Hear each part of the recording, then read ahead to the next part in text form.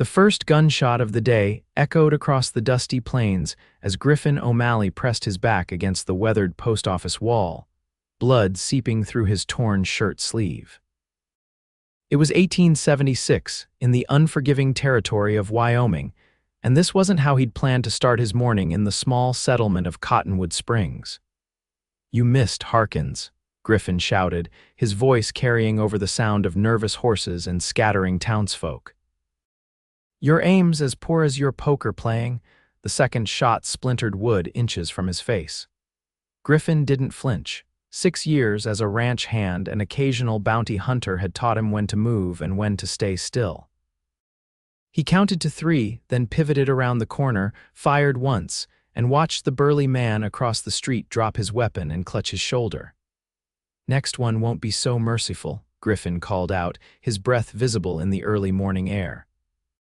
October had brought an unexpected chill to the frontier. Sheriff Mills emerged from his office, rifle in hand.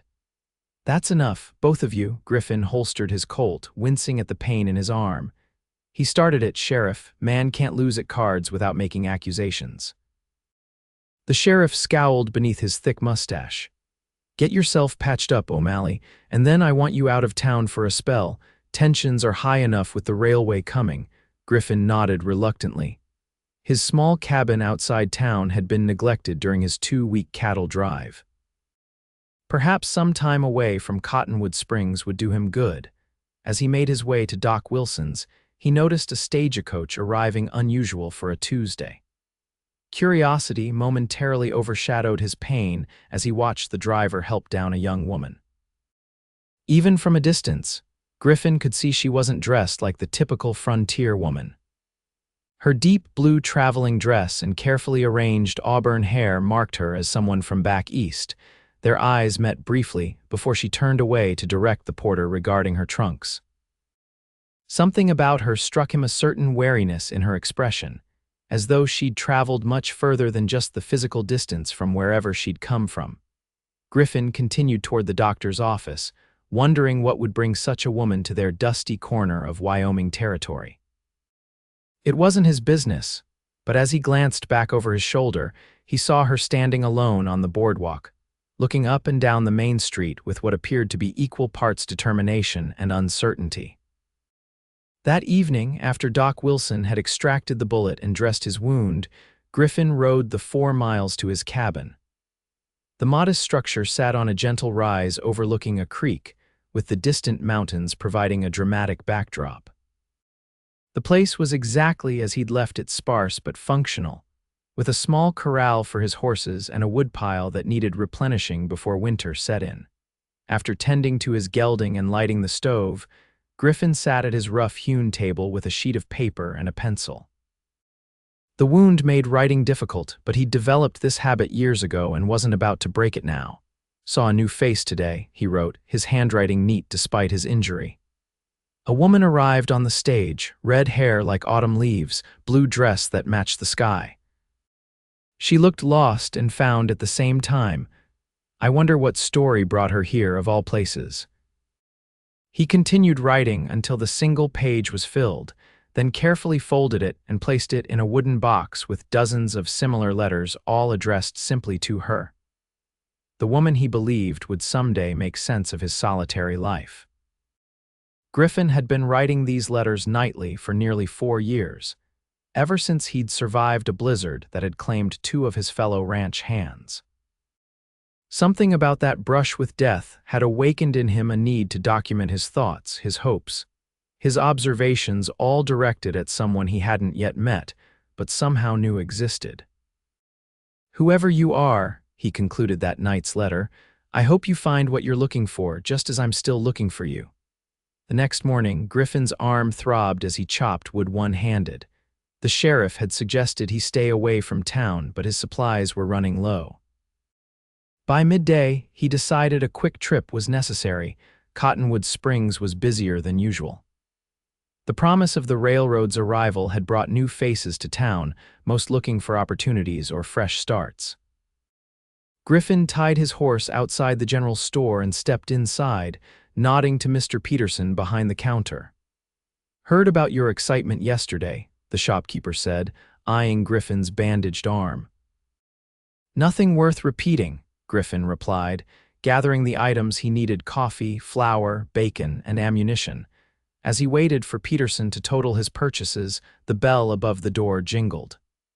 Griffin turned to see the red-haired woman from the stagecoach entering the store. Up close, he could see her eyes were a striking green, set in a face with delicate features and a sprinkle of freckles across her nose. She carried herself with dignity, but there was tension in her shoulders. "Good afternoon," she said to the shopkeeper, her accent confirming she was from back east, perhaps Boston or Philadelphia. "I'm in need of some basic supplies." "Of course, madam. Just finishing up with Mr. O'Malley here," Peterson replied. The woman glanced at Griffin, and a flicker of recognition crossed her face. "You were involved in that altercation yesterday." It wasn't a question, and Griffin felt oddly embarrassed. "Not by choice, madam." She studied him for a moment, then nodded slightly, as if confirming something to herself. "I hope your injury isn't serious." "I'll live," Griffin said, suddenly aware of his dusty clothes and unshaven face. "Welcome to Cottonwood Springs, Miss Ainsley." "Abigail Ainsley Huntington," she replied, offering a gloved hand. "I've recently arrived to take up the teaching position at the new school." Griffin carefully took her hand. Griffin O'Malley, rancher, among other things. Her handshake was firmer than he expected.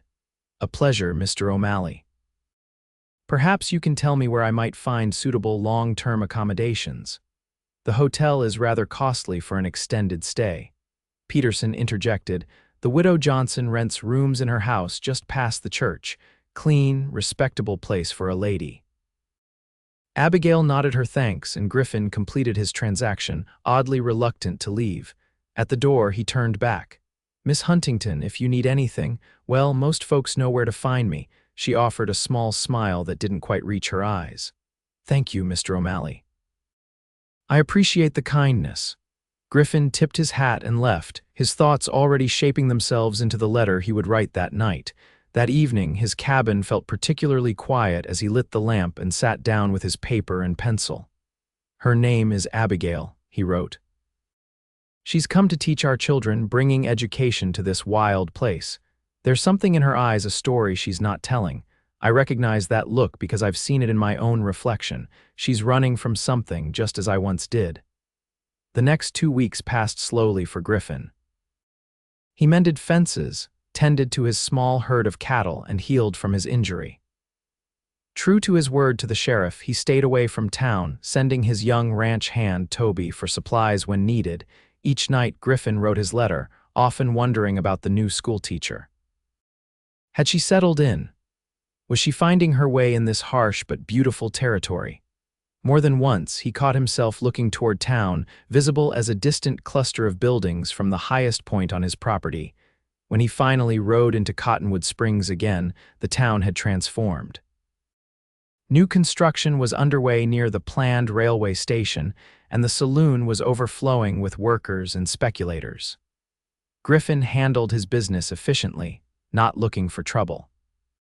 As he was loading supplies into his saddlebags, he spotted Abigail emerging from the small building that served as the schoolhouse. She was surrounded by a half-dozen children, speaking animatedly to them as they walked down the street.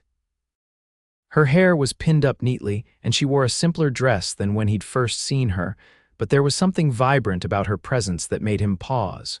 One of the children noticed him watching and pointed. Abigail looked up, shielding her eyes from the late afternoon sun. After a moment's hesitation, she said something to the children, who continued on their way, then approached Griffin. "Mr. O'Malley," she greeted him. "I see you've recovered from your injury." Griffin touched the brim of his hat. "Yes, madam. How are you finding our little town?" "Educational," she replied with a hint of humor.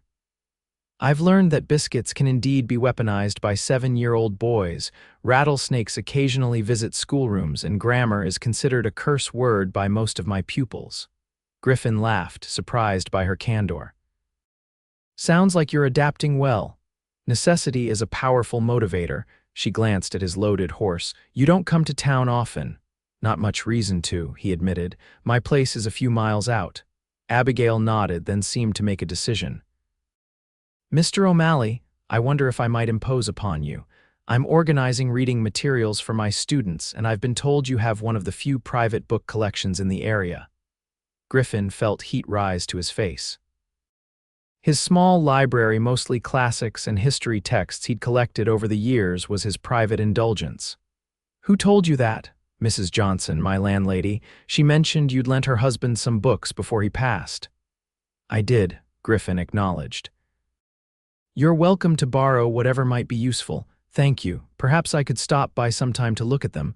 With proper chaperonage, of course, she added hastily. Of course, Griffin echoed, his mind already racing ahead to the state of his cabin. This Sunday, perhaps. I could send Toby to escort you.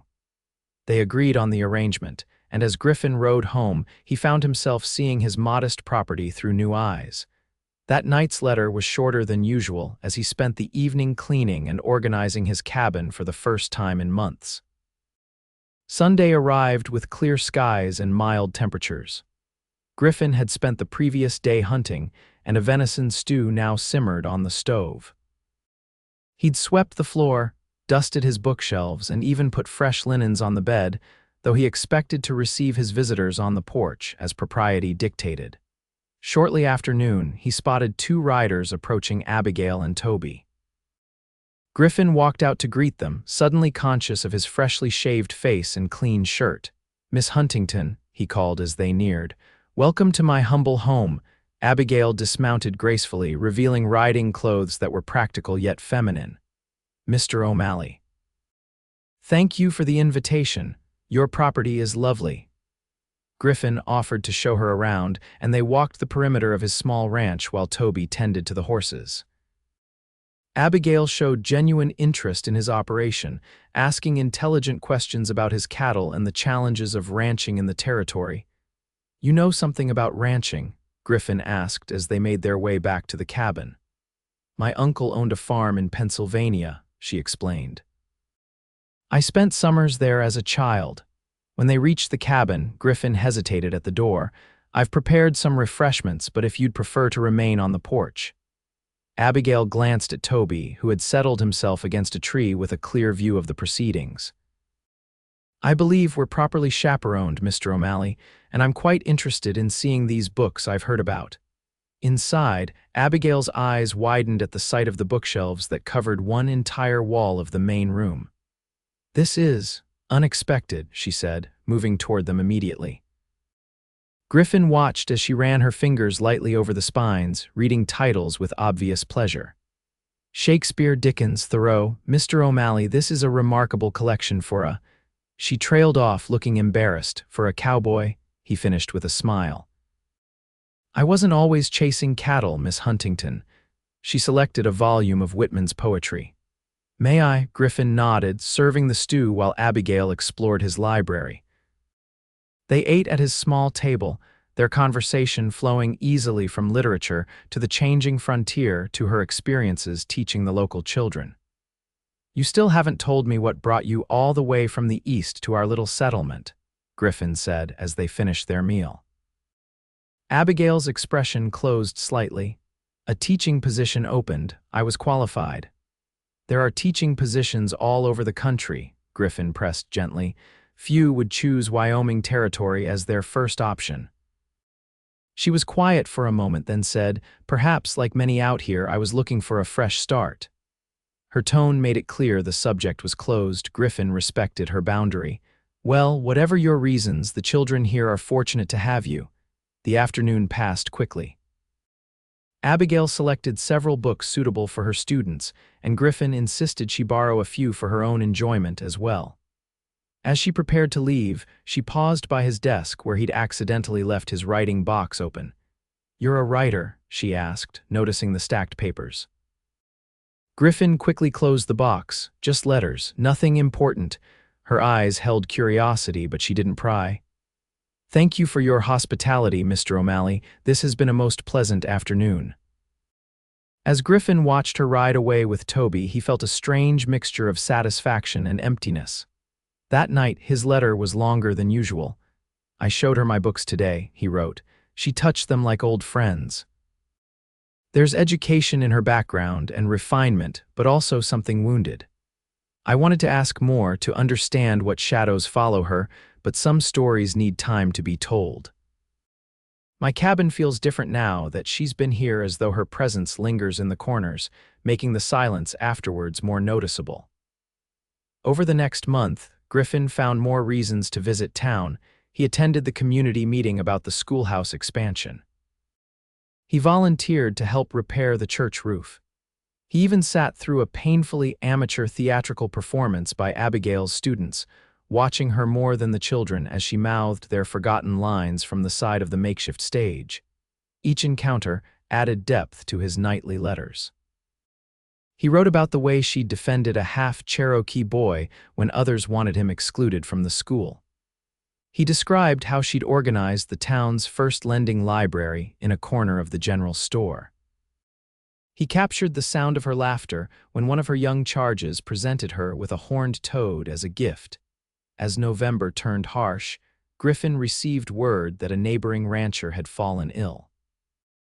The man's wife needed help bringing their cattle down from the high pastures before the heavy snows came. Without hesitation, Griffin gathered supplies and prepared for several days' absence. His path to the Taylor ranch took him past the schoolhouse. On impulse, he stopped, tying his horse outside and removing his hat before entering the small building after lessons had ended for the day. Abigail looked up from her desk, surprise giving way to a warm smile. "Mr. O'Malley, what brings you here?" Griffin explained his upcoming absence. "I thought perhaps you might want more books while I'm gone. For the children," he added hastily. "That's very thoughtful." She set aside her papers. "When will you return?" "4 days, maybe 5, he said. "Depends on the weather and how many strays we need to round up." Abigail studied him for a moment. "Please be careful, the mountains can be treacherous this time of year." Her concern warmed him more than it should have. "I've weathered worse." They stood in awkward silence until Griffin remembered his purpose. "I brought these," he said, removing several books from his saddlebag. "Thought the older children might enjoy these adventure stories." Their fingers brushed as she took the books, and Griffin felt a jolt that had nothing to do with the static electricity of the dry air. "Thank you," she said softly. "The children will be delighted." She hesitated, then added, "I'll keep you in my prayers until you return safely." That night, in the solitude of his cabin, Griffin wrote his most honest letter yet. "I'm beginning to understand what it means to long for someone's presence," he confessed to the page. "To find excuses to be near them, to remember every word they speak. I don't know if this is wisdom or foolishness. She carries secrets, as do I. But when she looked at me today and spoke of my safe return, I wanted nothing more than to deserve her concern." The cattle drive proved more difficult than anticipated. Early winter storms hampered their progress, and on the 3rd day, Griffin took a fall when his horse stepped in a snow-covered gopher hole. Though nothing was broken, his old bullet wound reopened, and by the time they brought the herd down to the winter pasture, fever had set in. Mrs. Taylor insisted he stay until he was well enough to travel, and Griffin drifted in and out of consciousness for 2 days, the infection raging through his system. In his lucid moments, he worried about his own livestock and about missing his nightly ritual of letter writing. In his delirium, he sometimes thought Abigail was there, her cool hand on his forehead, her voice reading poetry. When the fever finally broke, Griffin was weak but determined to return home. Despite the Taylors' protests, he saddled up on the 8th day of his absence and rode slowly back to his ranch, stopping frequently to rest. The sight of smoke rising from his cabin chimney confused him. He approached cautiously, his hand on his revolver despite his weakness. As he neared, the door opened and Toby stepped out, waving enthusiastically. "Mr. O'Malley, you're back. Miss Huntington said you'd be returning today or tomorrow." Griffin dismounted stiffly. "Miss Huntington?" "Yes, sir." "She's been riding out every other day to check on your place and your animals. Said she had a feeling you'd been delayed. When you didn't come back after 5 days, she organized a whole system.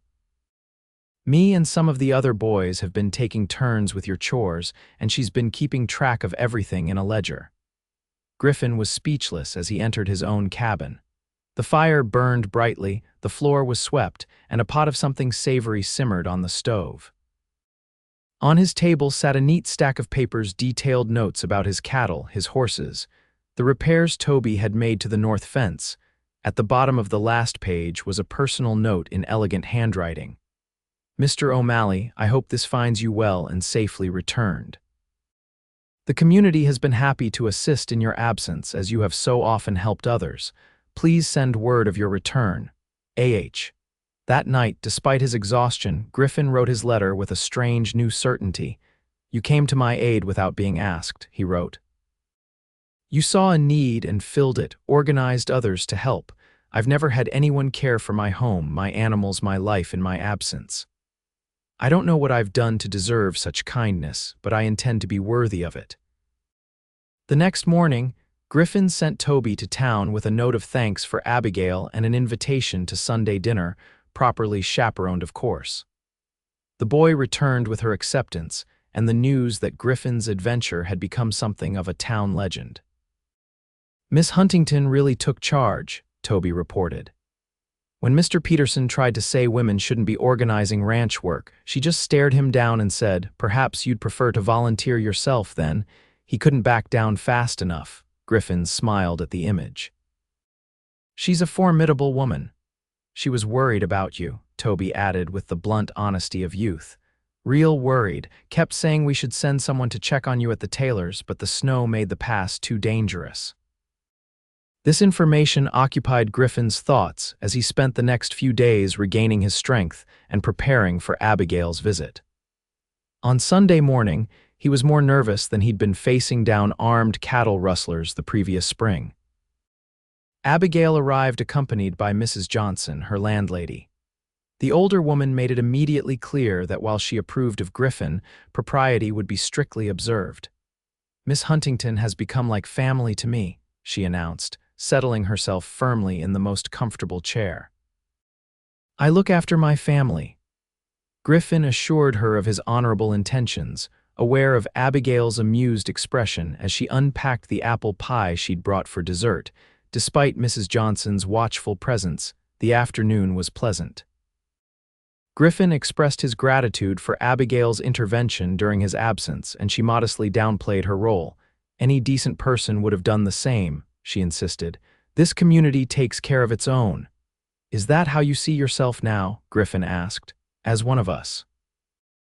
Abigail considered the question. "I'm beginning to. It's different here, harsher in some ways, but also more genuine. People judge you by your actions, not your background or connections." "And is that a welcome change?" Griffin pressed, sensing an opening to learn more about her past. A shadow crossed her face. "Very welcome, although—" She glanced at Mrs. Johnson, who had nodded off in her chair. Lowering her voice, she continued, "I sometimes wonder if I'm simply hiding rather than starting anew." Griffin moved to sit beside her at the table. "What are you hiding from, Abigail?" Her eyes widened slightly at his use of her first name, but she didn't object. "Expectations, obligations, a future that was planned for me rather than by me." She twisted her hands in her lap, and a man who wouldn't take no for an answer. Griffin felt a surge of protectiveness. "Did he hurt you?" "Not physically," she said quietly. "But he persisted despite my refusals. He had my father's support and considerable influence in our community. When the teaching position here was advertised, it seemed like divine intervention." "Does he know where you are?" Abigail shook her head. "I left without telling anyone my destination. My mother knows I'm safe, but not where. I write to her through a friend in Denver who forwards my letters." Griffin reached out and briefly covered her hand with his. "You're safe here." Her smile was grateful but tinged with sadness. "For now, but Gabriel, Mr. Walsh is not a man who gives up easily. I expect he's still searching." Mrs. Johnson stirred in her chair and they quickly separated. The conversation turned to lighter topics, but Griffin's mind was working through what he'd learned. That night his letter had a new urgency. "Now I understand the shadows in your eyes," he wrote. "You're not just starting over, you're escaping. I want you to know that if this man ever finds you, he'll have to go through me first. I've never been much for violence, but to keep you safe, I'd make an exception." As December brought heavier snows, Griffin's visits to town became less frequent, but he made each one count. He arranged to be at the general store when Abigail typically did her shopping. He attended church services, though he'd previously only gone on Christmas and Easter. He volunteered to help with repairs to the schoolhouse roof. Each interaction deepened his feelings, and his nightly letters grew more personal. He wrote about his hopes for the future, his dreams of expanding his ranch, and increasingly about how he imagined sharing that future with her. 2 weeks before Christmas, the town organized a holiday gathering at the newly expanded schoolhouse. Griffin arrived early to help set up and found Abigail directing the placement of pine boughs and candles. "You've transformed the place," he said, admiring the festive decorations. Abigail smiled, her cheeks flushed from exertion. "I wanted the children to have something special. Many of them have never experienced a proper Christmas celebration." "And what about you?" Griffin asked. "Will you miss the grand parties and elaborate traditions of the East?" She considered this as she adjusted a candle. "I'll miss certain aspects, the carolers, the elaborate shop window displays, but not the pretense or the social obligations." She looked around the simple schoolroom. "There's something more authentic about celebration here, more meaningful." As they worked side by side, their conversation flowed easily. Griffin helped her hang a small sprig of mistletoe near the entrance, their hands brushing frequently. "Dangerous tradition," he commented, only half joking. "Hanging temptation for all to see." Abigail's eyes met his, and for a moment, Griffin thought she might say something unexpected. Instead, she simply smiled and moved away to attend to other decorations. The celebration that evening was lively, with nearly everyone from town and the surrounding ranches in attendance. There was music from a hastily assembled band, plenty of food, and even dancing in the cleared center of the room. Griffin watched from the sidelines as Abigail was repeatedly asked to dance. She accepted graciously, though he noticed she politely declined the more persistent attentions of Raymond Fletcher, the new banker who'd arrived with the promise of the railroad. When Fletcher finally moved on to another partner, Griffin approached Abigail, who was catching her breath near the refreshment table.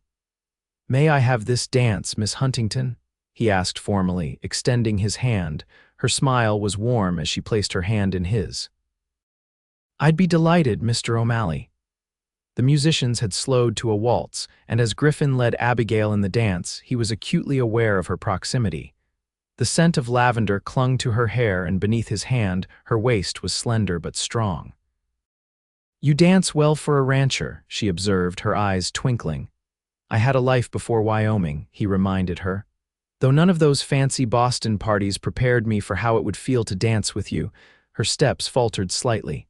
"Mr. O'Malley, Griffin," he corrected gently. "After all we've shared, I think we're beyond formalities." Abigail nodded. "Griffin, then." She hesitated, then added, "You should know that I'm not looking for. That is, my purpose in coming here was independence." "I understand," he said, though disappointment threatened to overtake him. "I'd never presume to interfere with your independence." They danced in silence for several measures before Abigail spoke again. "That doesn't mean I'm opposed to friendship, or whatever might develop naturally over time." Hope rekindled in Griffin's chest. "I'm a patient man."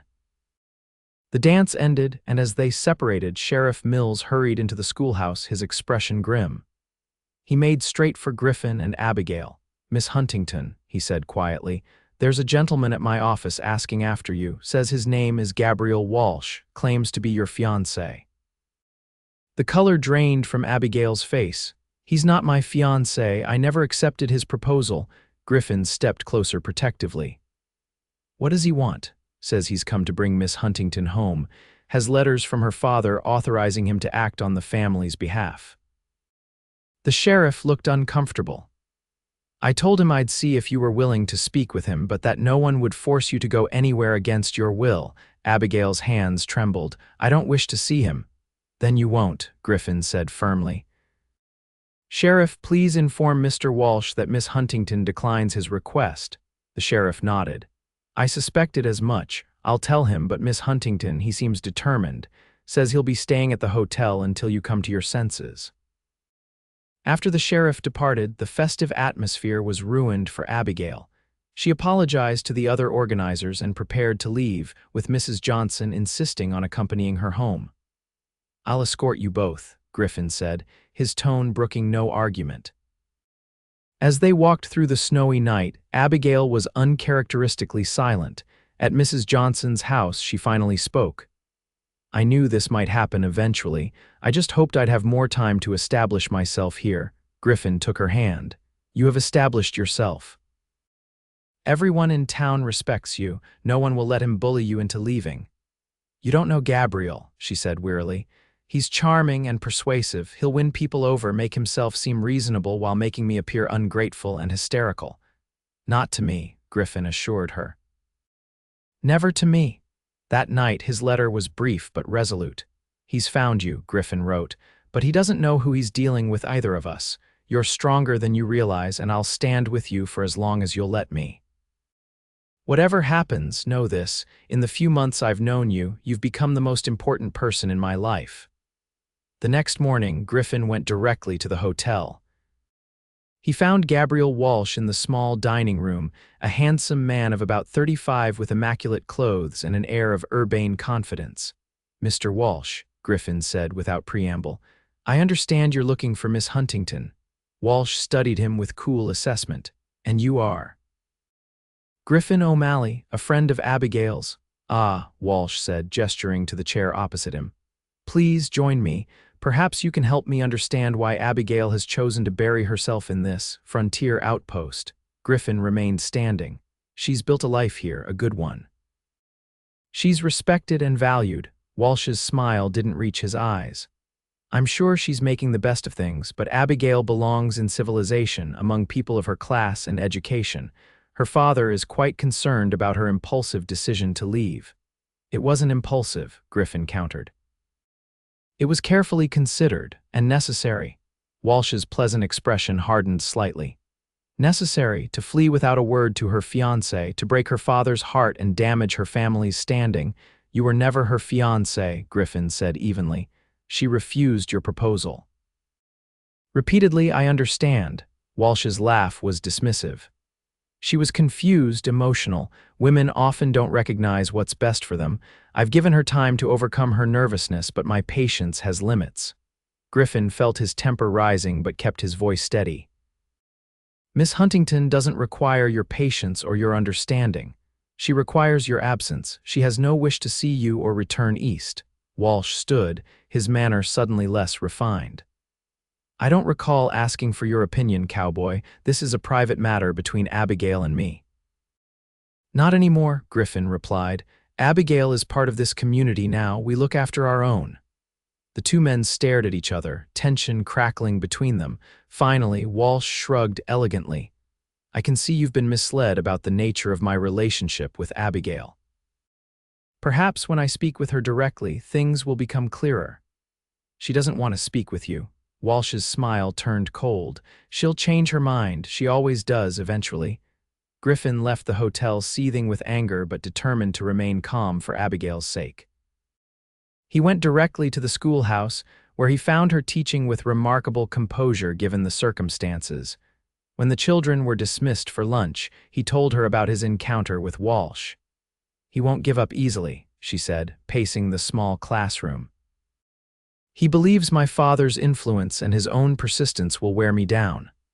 "Will they?" Griffin asked, hating the question but needing to know. Abigail stopped pacing and faced him.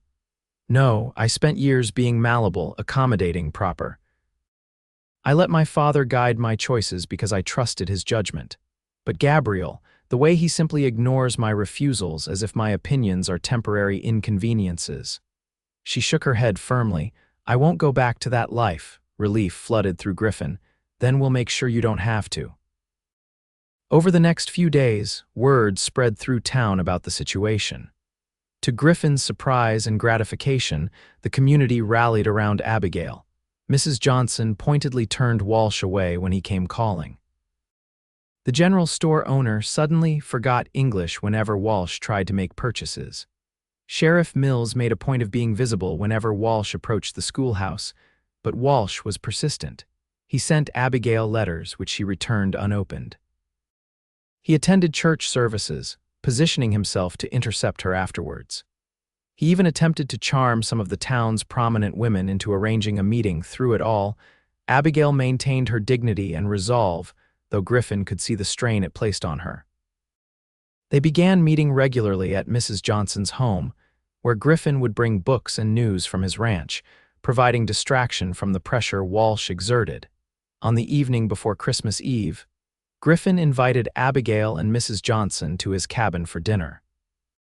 The older woman had come to trust him implicitly and agreed that the change of scenery would do Abigail good. The cabin looked festive with pine boughs Griffin had gathered and candles lighting every surface.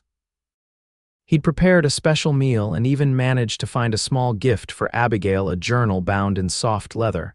"For your thoughts," he explained as she unwrapped it, "since you mentioned you used to keep one."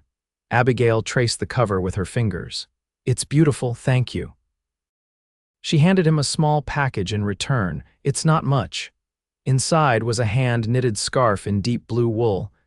"You made this?" Griffin asked, touched by the personal nature of the gift. "During the evenings," she confirmed. "It helps me think." "What have you been thinking about?" He asked quietly. Their eyes met, and something unspoken passed between them. Before Abigail could answer, Mrs. Johnson cleared her throat meaningfully. "I believe it's time we headed back to town," she announced. "The snow is picking up." The ride back was peaceful, with snowflakes drifting lazily through the darkening sky. Griffin wore his new scarf, and Abigail kept one hand on the journal in her pocket. Despite Walsh's unwelcome presence in town, there was a sense of rightness in their companionship that neither could deny. As they approached Mrs. Johnson's house, however, they saw a figure waiting on the porch. Walsh stepped forward as they dismounted. "Abigail," he called. "I've been waiting for hours. We need to talk." Griffin moved protectively closer to her, but Abigail placed a restraining hand on his arm. "It's all right," she said softly. "Perhaps it's time I spoke to him directly, make my position absolutely clear." Mrs. Johnson huffed disapprovingly. "Not without a chaperone, young lady." "I'll be on the porch in plain sight," Abigail assured her. "This won't take long." Griffin watched with concern as Abigail approached Walsh. They spoke in low tones, their conversation punctuated by Walsh's increasingly agitated gestures. When he grabbed Abigail's arm, Griffin started forward, but Abigail extracted herself firmly and stepped back. Her voice carried clearly in the cold air. "No, Gabriel, for the final time, no, I will not return with you, I will not marry you. I have built a life here that I value with people I respect and who respect me in return." Walsh's face contorted with anger. "This is absurd.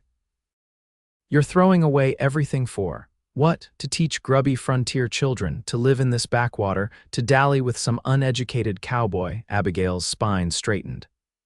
"That uneducated cowboy has shown me more genuine respect in a few months than you have in years. He listens when I speak.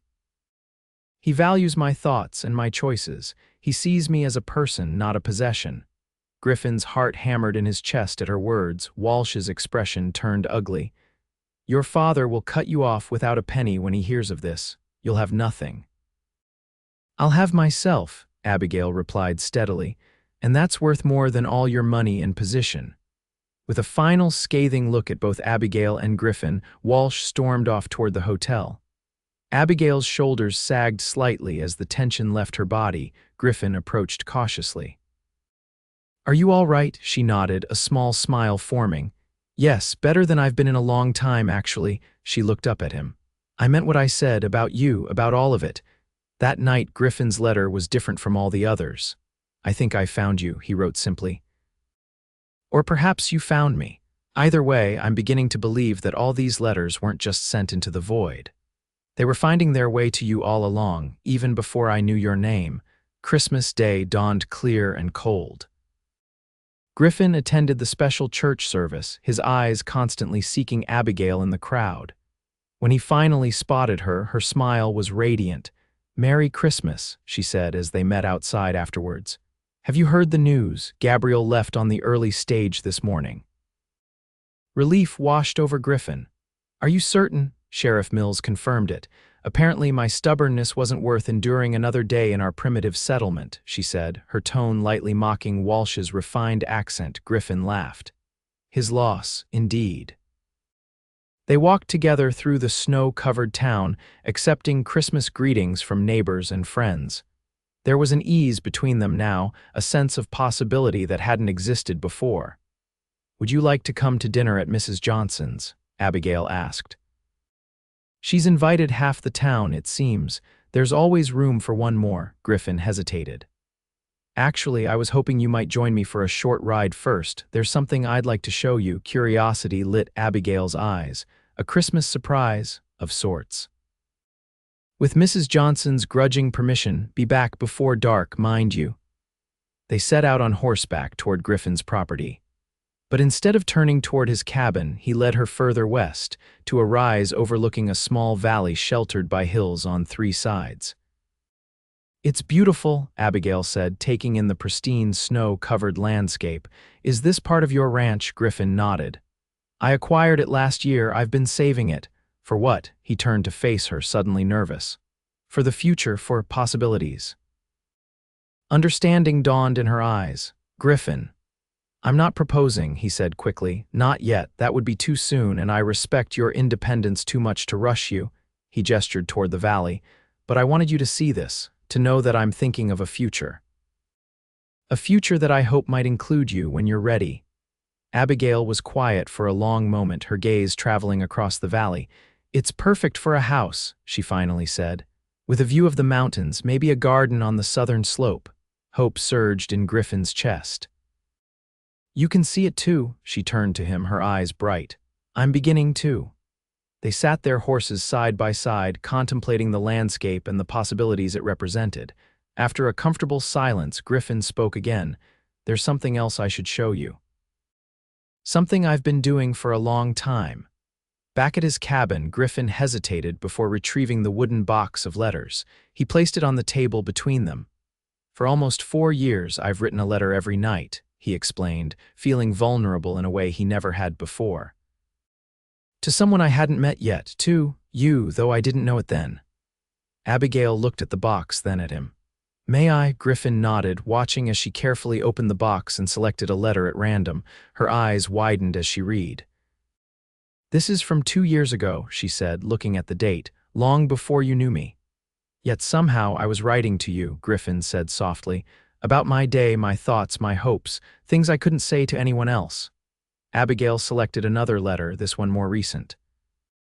Her cheeks flushed slightly as she read his impressions of their first meeting, his observations about her eyes, her voice, her courage. "You saw me," she whispered. "Really saw me." Griffin moved to kneel beside her chair. "I've been looking for you my whole life, Abigail. Even when I didn't know your name or your face, I was looking for you." She set the letters down and touched his face gently.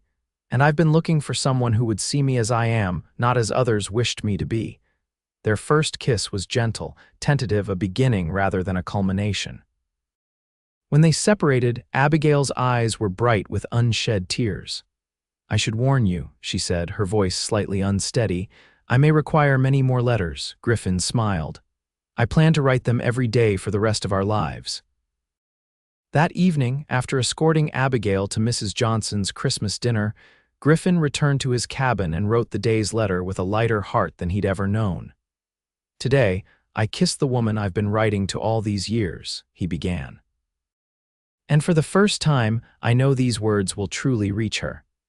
Spring arrived with the promise of new beginnings. The railroad construction progressed rapidly, bringing more settlers and commerce to Cottonwood Springs. The schoolhouse enrollment doubled, requiring Abigail to hire an assistant teacher, a young woman newly arrived from Minnesota. Griffin's cattle thrived, and he began construction on a new house in the valley he'd shown Abigail at Christmas. They had agreed to wait until summer for their wedding, giving them time to build not just a home but a shared vision for their future. Each evening, Griffin still wrote his letter, but now he often read them aloud to Abigail during their chaperone visits. Sometimes she would respond with letters of her own, creating a written conversation that deepened their connection even as they navigated the practicalities of their upcoming marriage. Abigail's father eventually wrote, his initial anger giving way to grudging acceptance of her choice. He would not attend the wedding, but he would not disown her, either, a compromise that Abigail accepted with grace, knowing that real reconciliation might come with time. On a warm June afternoon, with wildflowers carpeting the valley and the distant mountains standing witness, Griffin and Abigail exchanged vows before the entire community of Cottonwood Springs. Mrs. Johnson wept openly, while Sheriff Mills and Mr. Peterson pretended their eyes weren't suspiciously moist. That night in their new home, Griffin showed Abigail the special box he'd crafted to hold all their letters, those written before they met, and those they would write in the years to come. "Our story," he said, placing the box on a shelf in their bedroom. "Past, present, and future." Abigail leaned against him, her head resting on his shoulder.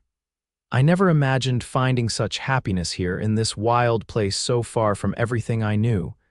"Perhaps that's why you found it," Griffin suggested, "because you were brave enough to seek a new beginning." She turned in his arms to face him.